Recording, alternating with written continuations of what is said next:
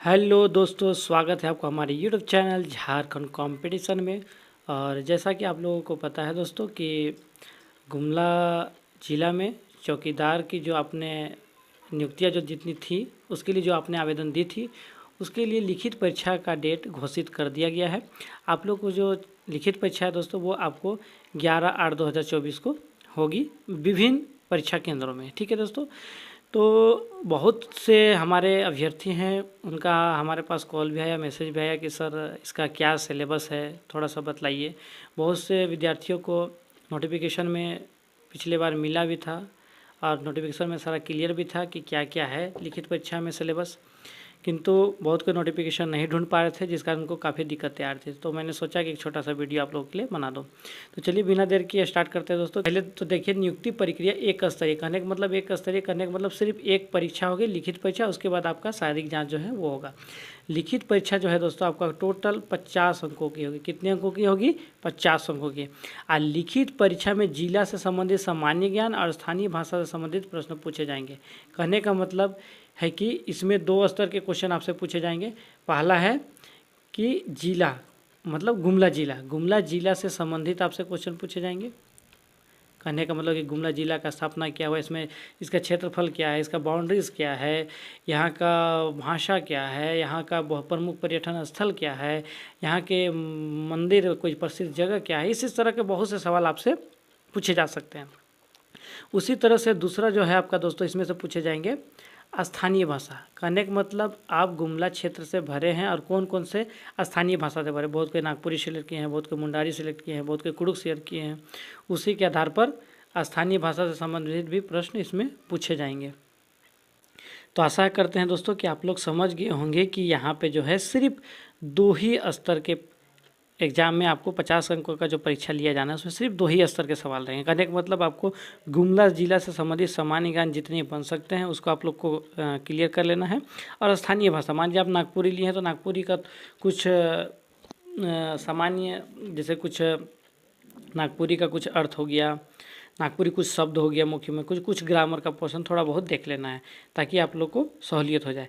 अब मैं आप लोग को बतला दूँ दोस्तों कि इससे संबंधित मेरा अगला भी वीडियो आएगा जिसमें मैं आप लोग को गुमला सामान्य ज्ञान का भी क्लास करवाऊंगा और स्थानीय भाषा का भी क्लास करवाऊंगा।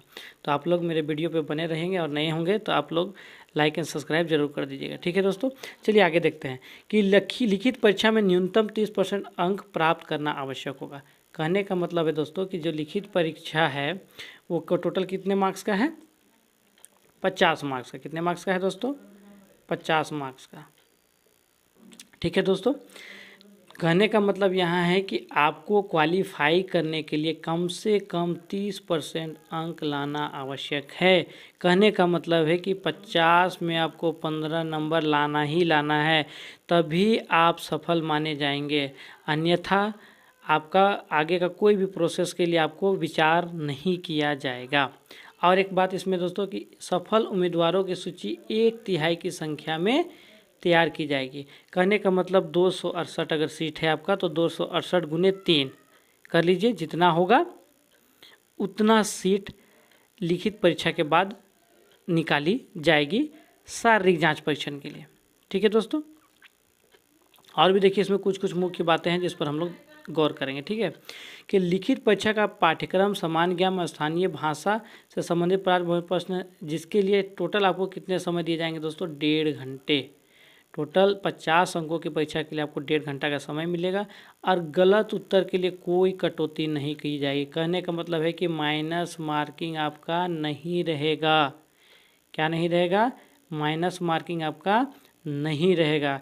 इसीलिए आप लोगों से विनती है दोस्तों कि आप लोग जितना भी क्वेश्चन रहेगा सभी को अटेंड करेंगे, क्योंकि माइनस मार्किंग है नहीं, इसलिए आपको सभी को अटेंड करना है। ठीक है दोस्तों, चलिए अब अगर आप लोग लिखित परीक्षा में सफल हो जाते हैं तो अंतिम जो इसका आपका पड़ाव है वो है शारीरिक दक्षता का। क्या है? शारीरिक जांच का।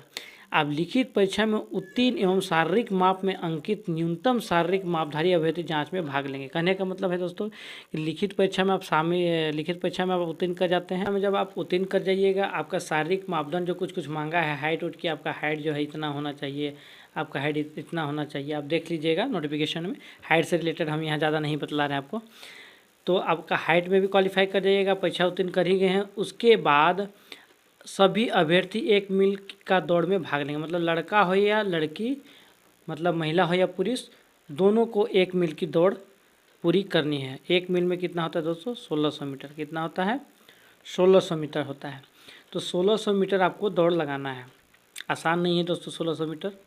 इसके लिए आपको स्टेमिना चाहिए, आपको कम से कम 3 महीना 4 महीना लगातार मेहनत करना होगा, तब जाके आप इसमें सफल हो पाइएगा। चलिए देखते हैं पुरुषों के लिए। अगर 5